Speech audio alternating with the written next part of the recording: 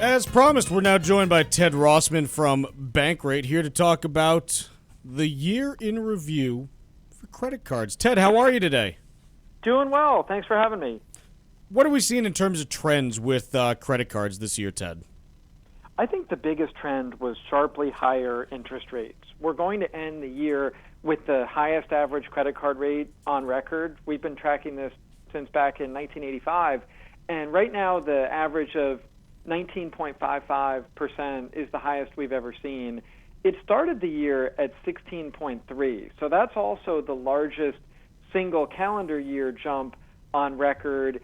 Anybody who has credit card debt really needs to make this a priority because the rates have gone from bad to worse.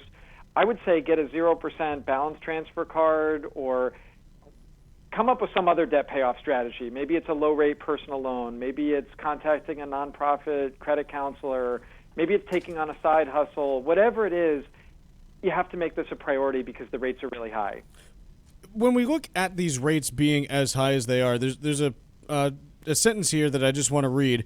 The average credit card rate was 10.79% when President Obama signed the CARD Act in May of 2009 and 13.63% when it was implemented in February of 2010. Now, the Fed funds rate has risen from there, obviously. It's up about 4% compared to it, but that doesn't bridge the gap to 19+%. Why are we seeing rates as high as we are? Because it's not just the Fed raising interest rates. There's something else that's added in expense there as well. What's going on here? Issuers have definitely padded their profit margins. I think the CARD Act was well-intentioned. It had a lot of good consumer protections. But the key change with respect to rates was that it made it a lot harder for card issuers to raise rates at will. Basically, the easiest way for them to raise rates nowadays is to tie in with an underlying index, like the prime rate, which almost all of them have done. The thing is, though, what they've done is this prime plus margin structure. The margin has grown, and I think that's actually been a quiet but important trend in recent years. And, pretty much overnight, we saw rates go up a few percentage points when the CARD Act passed, and then they've really crept higher from there. So I think it is one of those unintended consequences that has definitely pushed rates higher. Relative to history, credit card rates are higher right now than any other product. I mean, we could talk about auto loans and HELOCs. I mean, yeah, they're Right. the highest in about a decade, but credit card rates are the highest ever. What are we seeing then in terms of the percentage of Americans with cards that are carrying balances? How many are actually doing that? It's about half and half, according to the American Bankers Association, and that's such an important distinction because if you're in the half that is paying in full and avoiding interest, cards are really working for you. You get great rewards, you get buyer protections. It's that other half that we're worried about, and that's where I would say forget about rewards if you have credit card debt. Put your interest rate and your debt payoff strategy first.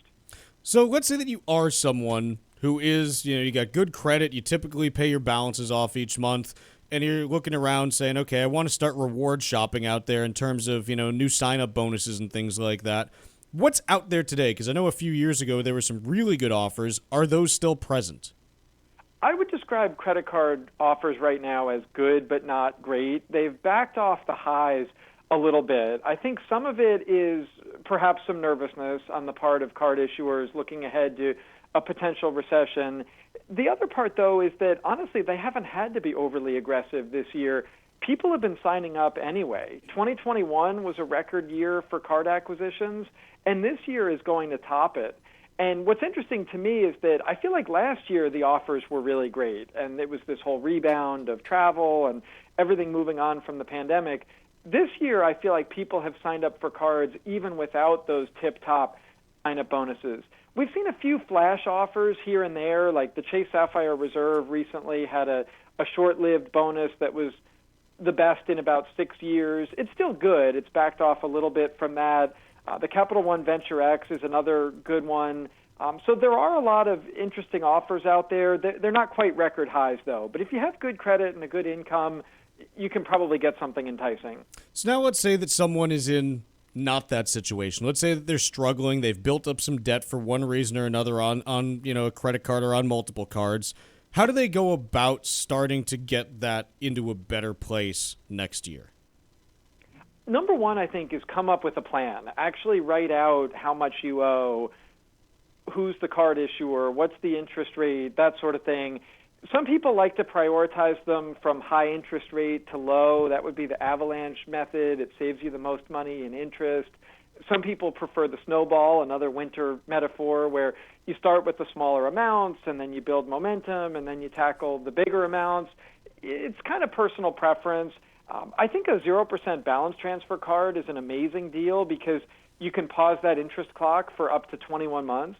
So you take your existing high-cost debt, move it over to a new card with a 0% promo. The Wells Fargo Reflect, Bank AmeriCard, Citi Simplicity, they all have 21-month interest-free terms. Used properly, I think that could save you a ton of money in interest. Ted, anything else that you want to add as we're wrapping up 2022 and heading into next year? I think it's just so important to pay off this credit card debt as soon as possible. These rates are so much higher than we see on other financial products. So it really calls to mind that saying about how credit cards are like power tools. They can be really useful or they could be dangerous. And you definitely want to be among that half, if you can, that's paying in full and getting all those benefits. If you have debt, no shame, a lot of people do, but forget about rewards and put that interest rate first. Very good. Ted, appreciate you joining us today. Thanks so much for the time, and we will plan on catching up with you in the new year.